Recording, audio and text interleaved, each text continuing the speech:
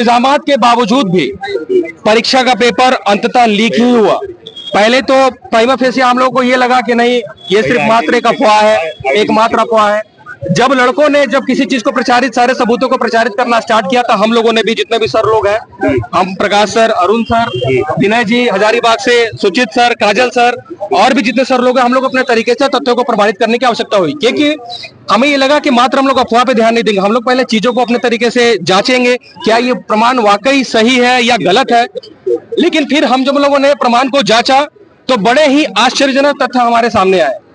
परीक्षा का जो पेपर है, परीक्षा के एक दिन पहले, इवन 2 दिन पहले पूरा का पूरा पेपर जो है लीक था। और इस बार टुकड़ों में बांटा गया है पेपर को, किसी को 25 क्वेश्चन, किसी को 30 क्वेश्चन, किसी को पूरा का पूरा। और ये सारे प्रमाण अभी यहाँ पे जिन लड़कों ने हमसे संपर्क किया था वो अभी प्रमाण यहाँ पे देंगे। नेट को ऑफ कराया गया, नेट को ऑफ करा के कहीं ना कहीं ये धांधली जो है रोकने की एक बहुत अच्छी जो है कोशिश थी। पर उसके बावजूद भी सोचिए, इस तरह के मंसूबे के जो लोग हैं, जो परीक्षा धांधली कराने में एक्सपर्ट है, उनकी मिली भगत कहीं ना कहीं एजेंसी में, जिस चीज पे हम लोग बराबर प्रश्न चिन्ह उठाते रहे। क्योंकि पिछले बार भी अगर आप सभी मीडिया बंधुओं को ध्यान होगा तो परीक्षा एजेंसी को डिबार किया जेएसएससी ने, यानी कि कहीं ना कहीं उसने स्वीकार किया कि हमारी परीक्षा एजेंसी में खोट है। उसके बाद कौन सी एजेंसी नियुक्त हुई नहीं हुई, चूंकि ये गोपनीय विषय है, लेकिन हम सरकार से इतनी तो उम्मीद जरूर करते हैं, आयोग से इतनी तो जरूर उम्मीद करते हैं कि छात्रों का भविष्य न बेचे। क्योंकि पूरी परीक्षा पारदर्शी तरीके से कराने की जिम्मेदारी जेएसएससी की है, सरकार की है, आयोग की है। लेकिन उसके बावजूद भी जिस तरह से लगातार जो चीजें चल रही है वो कहीं कहीं छात्र हित में नहीं है और ये सीधा सीधा छात्रों के भविष्य को बेचने वाला काम हो रहा है। आप उदाहरण के तौर पे पीजीटी का देख लीजिए, पीजीटी में इतने धांधली के आरोप लगे, नॉर्मलाइजेशन मार्क्स गए, नाम पे जबरदस्त धांधली हुई, मूक बधिर लड़का बोला गया। आप सभी लोगों को देखा है, नेता प्रतिपक्ष अमर बावरी ने जो शेयर किया था, उसके बाद साबित यह हुआ कि मूक बधिर भी बोल रहा है। ठीक है, उसके बाद ज्वाइनिंग के बाद, जब ज्वाइनिंग हुई तो 5 महीने के बाद उसका जो है सर्टिफिकेट तक बदला गया। सोचिए, 5 महीने के बाद आयोग को यह पता चलता है कि सर्टिफिकेट में गड़बड़ी है। और मैं आपके आयोग से, आप लोगों से, आयोग से यह सवाल पूछना चाहता हूं कि आयोग बस इस चीज का उत्तर दे दे कि नगर पालिका का परीक्षा हुआ 10 महीना हो गए, मात्र 40,000 कैंडिडेट का एग्जाम हुआ है, उसके बाद अभी तक ओएमआर शीट जो रिजल्ट उसका क्यों नहीं प्रकाशित किया गया।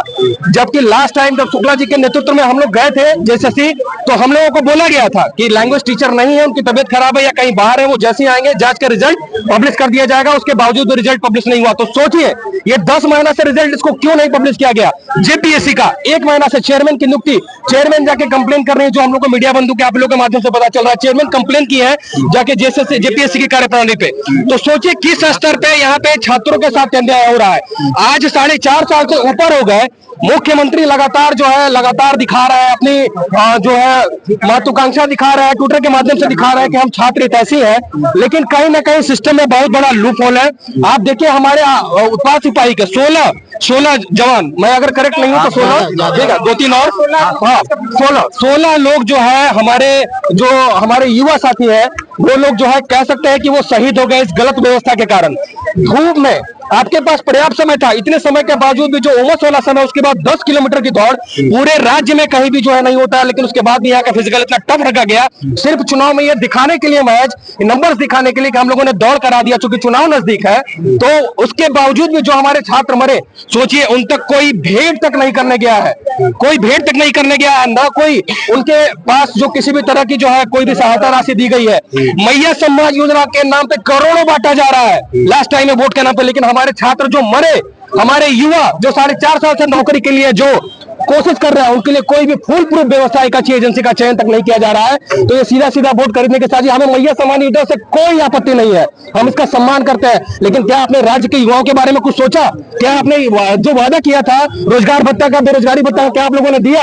और सबूत जेएसएससी का आपके सामने हम लोग जो भी जारी करेंगे, जो लड़के लोग लेके आए हैं। तो इससे ये कहीं ना कहीं साबित होता है कि सरकार पूरी तरह से विफल है युवाओं के हितों को लेके, और सिस्टम में कहीं ना कहीं बहुत बड़ा लूप होल है। और आपके माध्यम से मैं ये अपील करता हूं राज्य सरकार से कि 21 और 22 की पूरी प्रक्रिया, 21 और 22 का पूरा प्रक्रिया रद्द होगा। क्योंकि अगर 22 तारीख का सोचिए, अगर 22 तारीख का जो सबूत आप लोगों को दिखाया जाएगा, 22 तारीख का जो पेपर एक रात पहले आउट हुआ है, एजेंसी वही है, तो 21 तारीख का आउट नहीं हुआ, इसकी क्या गारंटी है?